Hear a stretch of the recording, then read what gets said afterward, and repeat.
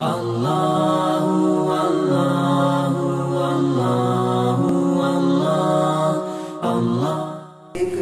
شخص تھا جس کی عادت ساری رات جو ہے فضول کاموں میں گزارنا، مذاق مستری کرنا، اس کی عادت میں یہ بات شامل ہے۔ راتوں کو دیر سے گھر میں آنا، گھر والے بھی پریشان ہوتے، اس طرح کا اس کا معمول رہتا تھا۔ مذاق کرتا، مستی کرتا، لوگوں کو تنگ کرنا اس کی ایک عادت میں شامل تھا۔ ایک دن اسے مذاق سمجھا کہ ایک نابینا گزر رہا تھا، تو نابینا کے اس نے آگے اپنا پیر رکھ دیا، اور جیسے ہی وہ وہاں سے گزرا، نابینا کے آگے پیر اس نے آگے رکھا تو وہ نابینا شخص زمین پر گر گیا، اور جیسے ہی گرا تو وہ نابینا کچھ نہ کچھ بولنے لگا، لیکن وہ شخص ہنسنے لگا، مذاق کرنے لگا اور اس کی بات پہ توجہ نہ دی۔ تو نابینا بیچارہ بڑا پریشان ہوا، کچھ نہ کچھ بولتے بولتے وہاں سے چلا گیا۔ وہ شخص بڑا ہنسا، مسکرایا کہ واہ، میں نے کتنا بڑا کام کر دیا۔ اب جب رات ایک پہر آیا تو وہ اپنے گھر چلا گیا۔ جب گھر گیا تو اس کی گھر والی تکلیف میں تھی اور گھر والی امید سے بھی تھی، تو اس شخص نے فوراً ایمبولینس کو بلایا اور ہسپتال کی طرف روانہ ہو گیا۔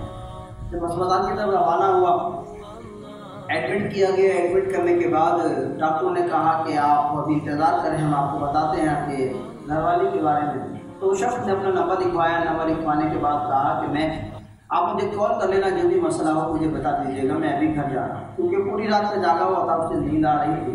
وہ وہاں سے نکلتا ہے، راستے میں پہنچتا ہے، آدھے ہی راستے میں فون آ جاتا ہے۔ جب فون آتا ہے تو وہ اس کو خبر دی جاتی ہے کہ تمہارے ولادت ہوئی ہے اور الحمدللہ اللہ تعالیٰ نے تمہیں بیٹا عطا فرمایا۔ تو وہ خوشی خوشی واپس اپنی گاڑی موڑتا ہے اور اپنے گھر، اپنے ہاسپٹل دوبارہ لوٹتا ہے۔ ہاسپٹل جاتا ہے تو جیسے جانے لگتا ہے تو ڈاکٹر اس کو کمرے میں جانے سے روکتے ہیں، اور دوسرا ڈاکٹر کہتا ہے کہ پہلے میری بات سن لیجیے، پھر آپ کمرے میں جائیں گے۔ ڈاکٹر نے اس کو پاس بٹھایا اور کہا کہ الحمدللہ اللہ نے تمہیں بیٹے کی نعمت سے نوازا ہے، لیکن مسئلہ یہ ہے کہ تمہارا بیٹا نابینا ہے، آنکھوں سے اندھا ہے۔ وہ یہ بات بڑا سن کے سہم گیا، لیکن بس اللہ کا شکر ادا کرتے ہوئے اسے گھر لے گیا۔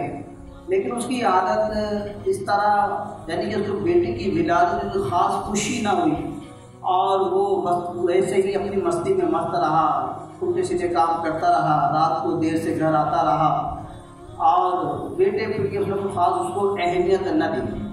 کچھ سالوں بعد اور بچے بھی ہو گئے، 2 بیٹے اس کے اور ہو گئے، اس طرح وہ 3 بیٹے ہو گئے، کرتے کرتے بچے بڑے ہونے لگے۔ تو ایک دن وہ اپنے آفس جا رہا تھا تو بچے کے رونے کی آواز آئی۔ جب رونے کی آواز آئی تو وہ اس کمرے میں گیا اور بچے سے پوچھا، بیٹا تم کیوں رو رہے ہو؟ وہ نابینا بچہ رو رہا تھا۔ اس سے پوچھا، بیٹا تم کیوں رو رہے ہو؟ اب وہ پریشان کیوں زیادہ تھا کہ وہ نابینا تو تھا، لیکن جب وہ بڑا ہوا چلنے لگا تو اس کے پیر میں بھی فرق تھا، یعنی کہ وہ لنگڑا بھی تھا، تھوڑا سا معذور بھی تھا۔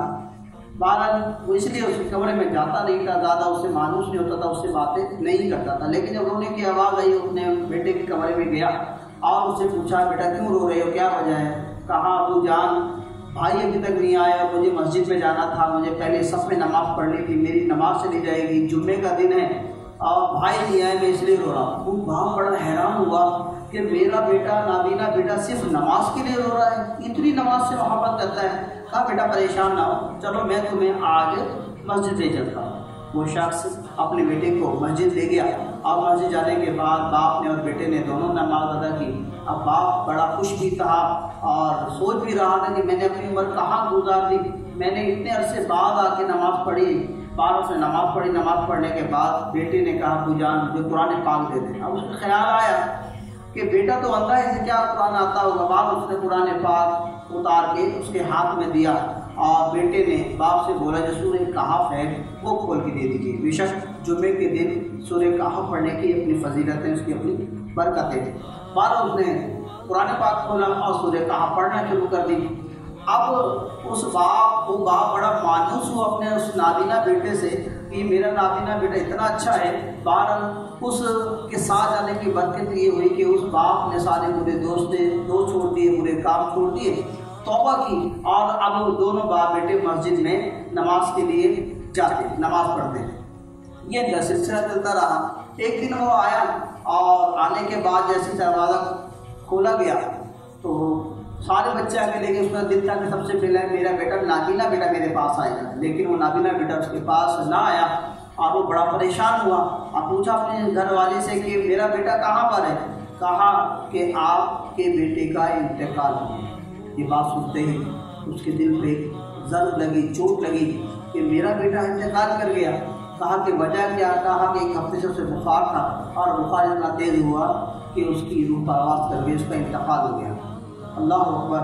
मालूम हुआ बेटे इस्लामी भाइयों कि अल्हम्दुलिल्लाह रब्बिल आलमीन नेकियां करने से नेकियां बढ़ती हैं, लेकिन अगर आपकी कोई गलत हरकत हो जाए, जिस तरह कि ये हमारा अंदाज नहीं, हम नाबीना से पागल से बाद दफ़ा मजाक करते हैं, मस्खरी करते हैं और उसका इजाला बाद दफ़ा देखना भी पड़ता है और देखने वालों ने देखा भी सही कि एक नाबीना तो जब उसने किया तो अल्लाह तबारक व तआला ने उसके घर में भी नाबीना की विलादत हुई, लेकिन अल्हम्दुलिल्लाह वो बच्चा अच्छा था, नेक था और उसने उसके ज़रिए उसके बाप भी आशिक़ रसूल बन गया, नमाजी बन गया और अल्लाह की रहमत ये हुई कि अल्हम्दुलिल्लाह रब्बिल आलमीन। इससे हमें ये बात मालूम हुई कि हमें अपनी ज़िंदगी का जो मकसद है वो नेकी भरा बनवाना चाहिए। आया कि हम गुनाह करके, झूठ बोल के, मजाक करके, मस्खरी करके, दिल आज़ारी करके, गीबतें करके, चुगलियाँ करके, गालियाँ देकर और बदनिगाही करके अपनी ज़िंदगी का वक्त बर्बाद कर रहे हैं। मेरे इस्लाम में हमारा हक है, हमारे घर में अगर हमारे पास बच्चे हैं, हमारी घर वाली है, तो हमें उसको थोड़ा बहुत वक्त देना चाहिए, बच्चों की परवरिश के लिए।